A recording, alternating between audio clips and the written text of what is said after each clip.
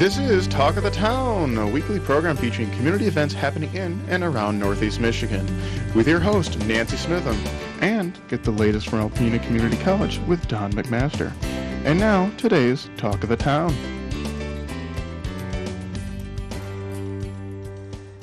Good morning and welcome to Talk of the Town. I'm Nancy Smitham. My first guest today is Jeff Gray from Thunder Bay National Marine Sanctuary. Hi, Jeff. How are you? It's great to be here. It's great to have you back. It's been a long time since you've been here. Normally I have Stephanie do the TV duty part of the job, but I think you'll do okay. I'll try. So there's so much to talk about, so start me out. Well, you know, it's a great summer. This summer has been incredible in Northeast Michigan, and when people think about the sanctuary this time of year, they think of more of the recreation end and the visitors and the visitor center, the glass bottom boat and all that, but another key part of what we do, obviously, is the research. Yes. And the same time of year where we have all the visitors is our big research time, and we've had an amazing collection of researchers visiting us, and what I think is interesting, people don't always see that as much because they're offshore and that, but we have researchers from around the world that have been here this year, attracted to the sanctuary in Northeast Michigan to help us better understand the Great Lakes and their rich history. And we talked earlier about the Marine Tech program at ACC, how many people are looking at that program too. Yeah, and you know, it all ties together with that, and we've really tried to connect some of the ACC students with the researchers that are coming in. We've been doing an incredible amount of mapping, this high-resolution mapping of the bottom of Lake Huron. And it does several things. One, it updates the charts, so the shipping out there, the fishermen, everybody has better charts, better safety for that. Helps us identify shipwrecks. It helps us identify fish habitat in other areas. But we're also trying to get some of these students out and train them how to use some of this cutting-edge technology. Right now, probably not today, but tomorrow they'll be back out on the water. There'll be folks from Norfolk and Seattle are here working with our team doing 24-hour operations mapping the bottom of Lake Huron. Yeah. You know, having lived here all my life, you know, we kind of take the beauty, the nature, our Great Lakes, all of the natural resources that we have, kind of just take them for granted. And since NOAA's come to town and all that you've done, you've put us on the map for the entire world. Yeah, well, and it's been an incredible team of partners with ACC, the city, everybody else working together to do that. And it's, you know, I'm lucky that I have the opportunity to share this with people. We host, again, these people right now just from, you know, both ends of the country here, and when people come here, they don't appreciate the Great Lakes, or they don't understand the Great Lakes. They're used to the ocean, but when they get here and see how spectacular they are, it's a great way to help people understand what an important resource it is, not just for us, but for our entire country. This one project we had where we're studying the sinkholes, we've talked about the sinkholes before, and just gaining international attention. We've had researchers from as far as Germany coming in this year, spending about 2 weeks here doing work. And so we're thrilled about that research because not only helps us better understand the Great Lakes, protect the Great Lakes, but we really try to then infuse that into our education programs and share that with students from grade school to high school to the community college. And then when I think of the opportunities that have arisen for your staff, look at Stephanie Gandula of all the wonderful things that she's been able to do recently. We're going to have her on to talk about that. But then two people from Alpena got a chance to work with Dr. Ballard. Yes, yeah. David Cummins from the Marine Technology Program at ACC recently spent 3 weeks on Dr. Ballard's ship of exploration. You know, and there's lots of research vessels in the world, but there's only about 3 vessels, major vessels, that are out there. Their sole purpose is, as they say, is to go beyond where no one's gone before. And Dr. Ballard runs one of those. That's the individual that found the Titanic. And David spent 3 weeks working with the crew, exploring the Pacific Ocean, and you know, so it was an incredible experience for David to meet some of the top scientists, Harvard PhDs, people from around the world on this vessel. Dr. Ballard, obviously, and others, but really what he's getting there, he's bringing back to Alpena to share with his students, and incredible opportunity. And it's been around. We've been around for about 15 years, 16 years now, the sanctuary, and that David was amazed by how many people on this ship knew about the sanctuary or had done research here, and it shows this building process of an awareness of the incredible resources here in Northeast Michigan. When I think of the people you've brought on the show in the past, people from all over the world, America Samoa, you've brought them from everywhere, and they knew about our sanctuary, and they were here to see our sanctuary. Wow. Yeah, and it's, you know, it's an interesting thing. We are the only one on the Great Lakes, but Russ Green and Kathy Green recently moved to Wisconsin. They left our staff to go there to help start a sanctuary in in Wisconsin, in Amazing. Lake Michigan there. And so we lost two of our best, but we look more, we're colonizing, we're sharing them, we'll still be working with them, but just not right next to them every day. And but it's exciting that the stuff that this community has done to protect the Great Lakes and the history has really created interest around the Great Lakes, and it's our hope that in the next 5 years or so there could be an entire network of sanctuaries in the Great Lakes, with this one hopefully being the hub of that. And what's good for this place will be good for across the region. And I think about people who think, oh, I like shipwrecks, but I'm not a diver. But you don't have to be a diver to see the shipwrecks. Yeah. The Glass Bottom Boat is still running now. It's one of my favorite ways to share the sanctuary with people, because it's easy and quick, and the view is unbelievable. That's right. And even if just the boat ride out in the bay. I mean, the bay is such an incredible place, but what we've seen happen is when people go on the Glass Bottom Boat, they see how shallow the wrecks are, they see how clear the water is, and this year it's been as warm as it's ever been. Yes. And then we see people interested in wanting to go kayaking the sites, snorkeling the sites. I love getting out and paddleboarding on the sites. You're standing up, you can see through that crystal clear water, and it's such a special place that we live in, and we got to get out there and enjoy it this time of year when we can.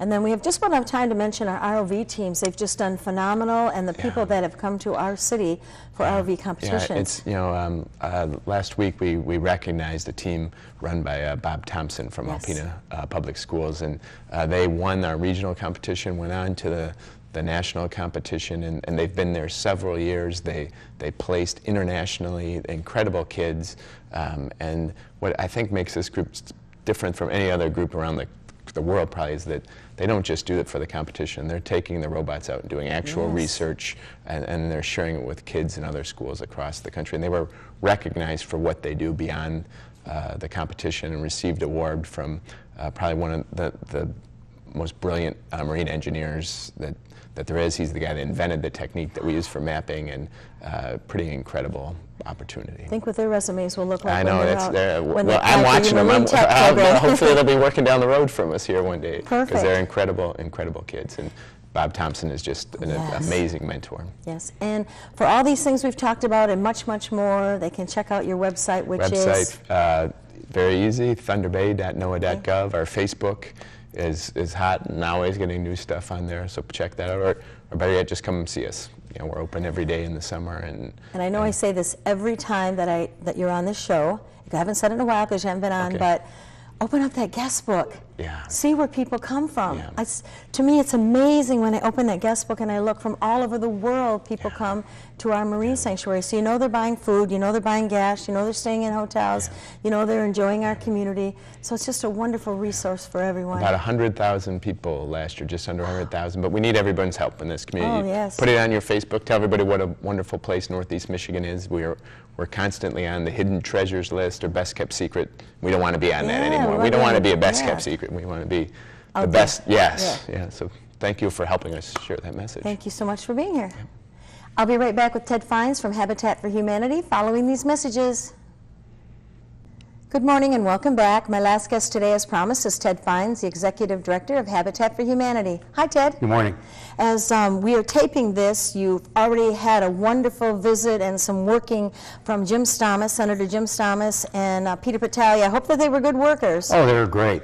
They especially looked pretty active with those hard hats on and those hammers in their hands. So it was a great work bee on Long Lake Avenue, and they had fun. And it's nice to converse with our local politicians. And pretty smart on your part, because they go back to Lansing. They're in all these groups and things. And hey, I remember Habitat for Humanity. Well, they're great Alpena. supporters. They're great supporters of our affiliate, of the whole concept and vision and mission of Habitat in general. So it's great to see them. It was great to talk to them, and we had a lot of fun. And speaking of good supporters, you're doing a wonderful project with Alpena Village and Wellspring Lutheran. Well, we actually joined with them in the last few months in a joint venture, an existing with Wellspring Lutheran Services, and they had started a project at Alpena Village about 10 years ago.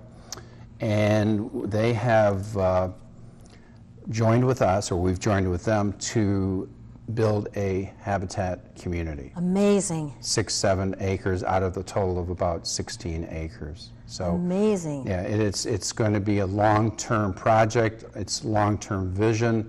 I do think it's something that the community needs. Oh, yes. So it's pretty exciting. It's pretty exciting. So we'll just keep watching for more news on that. Yes, there'll be some, yes. And another collaborative effort is with Thrivent Financial. Yes, we've joined with Thrivent, Habitat and Thrivent Financial locally in Alpena to, through a grant process called Thrivent Builds. And these are for small renovations, external only renovations. Okay. And we're reaching out and asking people who can't afford or don't have the financial well-being to go to a bank and say, I need X amount of dollars Okay. to paint the house or put in a ramp or Okay. change the windows. So we're there and we're looking for families in the 3-county area. Okay, so what's the best way for them to contact you? They can call our office at 989-354-5555 and talk to me or anybody else in the office. Okay, and I know one of the next things we're going to talk about is homeownership and hope.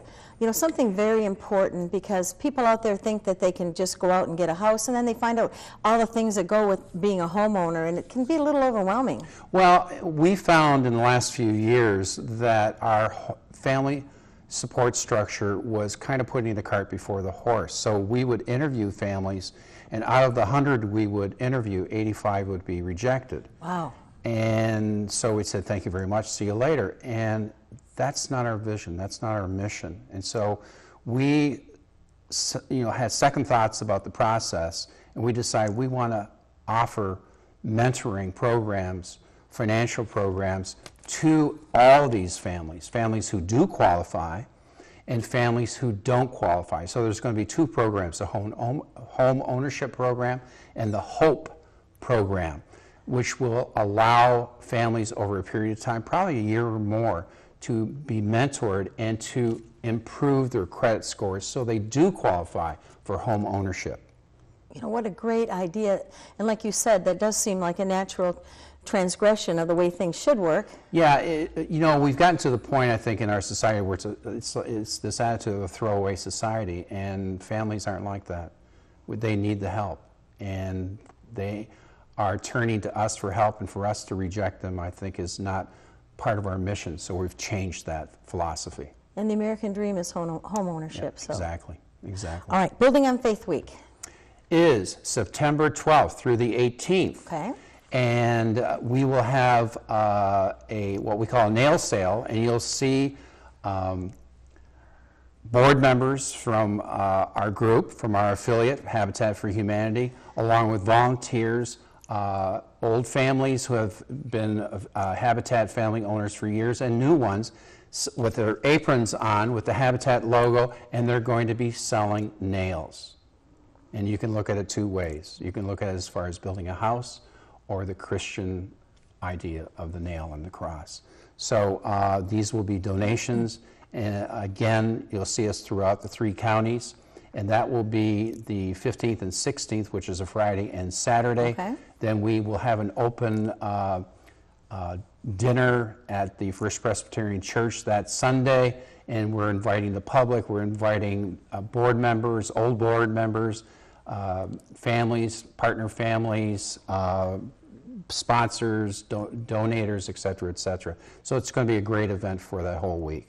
So look for us and donate. Yes, please do. And it's just, people are just so friendly and nice out there. Thank you so much for all the volunteers. Alpena is incredible. It is. I always say they give till it feels good. Yeah, really. All right, we have enough time to talk about the Restore now. I haven't been in a little bit of time, and I'm sure it's changed, but it was beautiful last time I was in there. I couldn't believe how neat and tidy and orderly everything was. And that's been a challenge, but even better yet, we've had 3 groups in the last month. We had a group from a church in Traverse City come in for 3-4 days. We had German students through the First Congregational Church come in for 2 days a week or so ago, and presently, they're just finishing up the Caravanners, which are retirees that go around the country and work on Habitat homes. And they've been doing this for years and years, and they've been coming up to Alpena for years, and they enjoy coming up here.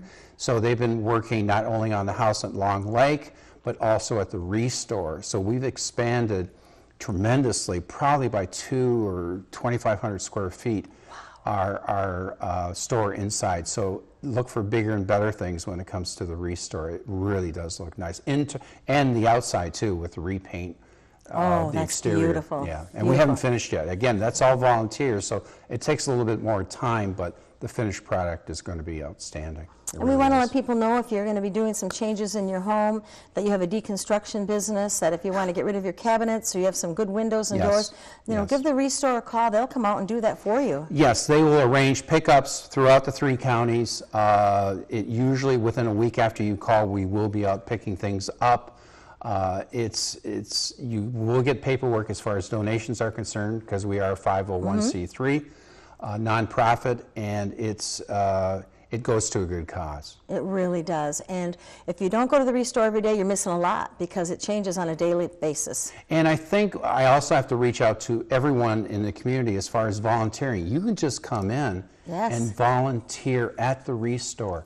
I had a gentleman come in my office today and ask if he could, he's a construction worker and he's unemployed right now. Can I volunteer at the job site along Lake Avenue? I said, go for it. Go see Doug, our superintendent. He'd be more than happy to put you to work. Yes. And it makes you feel good too. It sure does. Well, I want to thank you so much for being here. Thank you for having me again. again. Look forward to hearing more good news about all these wonderful things $100 we million. talked about. Yeah, $100 $100 million million. grant. Unbelievable. We'll talk about that the next time. Great, thank you again. Thank you. Okay, Good to see you. Please stay tuned for Dr. Don McMaster following these messages. Greetings, everyone, and welcome to Talk of the Town. I'm Dr. Don McMaster. I'm president of Alpena Community College, and I'm pleased to have as our guest this morning Megan Cameron, mathematics instructor at ACC, Ashley O'Connor, instructional technology and data specialist at the AMA ESD. Welcome to you both. Thank you. I have to tell you, I have to commend you both for an event we had this week that was hosted by ACC but organized by you, the Huron Shores Ed Tech Conference. Just tell me your thoughts after putting all that work in and seeing how it went. We were very excited on the overall turnout. We had over 130 participants there, and the energy was really strong, and it was fun to have teachers gather for professional development to kick off the school year. Wonderful, wonderful turnout. What motivated, Megan, what motivated you in terms of this partnership to bring this together? I suppose it starts with my kids. I mean, children these days, they need technology starting at elementary school, and so if they need to learn technology, it has to start coming from parents and teachers, and so we need to feel comfortable with it first. That's the first step. Very true. Ashley, in your role, I bet you see the development, the rollout, the innovation of technology as being critical to classroom success. Absolutely. It seems like public schools and K-12 educational institutions are really targeting the 21st century learner. And how can we keep them engaged while providing technology and unlimited amount of resources on the internet to get them well throughout in critical thinking and collaborating with each other and creating things. And so we really, in partnership to support the community and support our local teachers, we really wanted to develop something that brought that all together. You did a wonderful job. Tell me some of the comments that you heard or evaluations that was written at the end of it. Well, I think the best part about the day, one of our survey questions was, what can you take away and use this to use in your classroom immediately? And there's a long list of 100 different things. And you know, school starting in a couple of weeks, I think teachers were feeling motivated and ambitious and willing to start the year off trying something new. And I think another authentic piece of that is that we had breakout sessions with over 22 different speakers that were teachers who are in the same shoes as the attendees. And they were able to express the new ideas, sometimes frustration with the technology, and really understood how they deployed it and made it well worth their time in their classroom to help support their students. I saw that too, and you know, as an older person, and I guess a career educator at this point, I feel like I'm on the tail end of technology, but I see young people, my kids for instance, accessing pretty much the entire world through their smartphone. And I can begin to see that the innovation that higher education is going to have to figure out is going to be driven largely by young people. And I thought I saw some of that in what you folks were organizing. Well, and the key too, we tried to get across, is that you don't need to know everything about technology to use it. And there will come a point where you know, an elementary student might be able to show you something, but the key is just to use it and, start feeling comfortable with it and be able to access things. Yes, there's limitless opportunities out there for students and teachers to utilize technology, even necessarily not what it's meant for. For example, Google Docs was not described to use in classrooms Right. when it first came out. And then I believe that was in 1997, and so now, almost 20 years later, they have created this whole Google Apps for Education domain that all teachers and all students can benefit from by utilizing, and with a cloud service and collaboration service between each other. Beautiful. But tell the viewers a little bit about our keynote speaker, or your keynote speaker. Well, go ahead. Dr. Lee Graves Wolf was from MSU. She's a associate professor of the Masters of Educational Technology there, in which I got my master's degree from. She also is the assistant director of the Hub of Innovation at MSU. And she has been such a pivotal point in my life in making me understand why the technology exists and the research behind the technology, that she's inspired me and also supported me to do my job, such as Michigan State has. And so I have always looked up to her, and when the opportunity arose for us to get a keynote speaker, my first initial thought was her, because of what she has provided for me in my education. I wanted to share what she has with the rest of my community up here. And Megan, what was your response to her address? I thought it was great. Teachers saw things that I need to be using in my classroom. Some of them are still, the teachers are not using technology, and they could see, okay, I could do this. I can do this, and my students need it. And so it was it was motivational. Yeah, it was motivational. Mm-hmm. Anything that came out that you hadn't thought of before, or just a fresh idea that just leaped kind of from somebody warm with creation, you might say? I just really like the idea of the whole networking, and we're all in this together, because I really feel that education is such a transitional period between tech versus non-tech. Right. And I believe that right now the teachers of this era have to figure out a way to take the knowledge and blend it with the technology to make schools transition into a digital realm. And that is kind of the role of AMA, the intermediate, and could you describe that a little bit? Because I think folks don't necessarily absolutely. know. My position as an instructional technology and data specialist is the first of its kind at AMA ESD. And part of my job is I deal a lot with data correlation. And so I identify data within our warehouse systems or within common school districts to utilize to help support teachers and administrators and even the ESD, and to identify trends and needs within the area. It supports data-based instruction. And so then the other part of that is instructional technology, as with so much technology is changing, and the wireless, increase of wireless and different kinds of technology that are available in classrooms. My job is to help bring that to classrooms and provide support and kind of technical coaching on how to get that in with ideas within that subject area.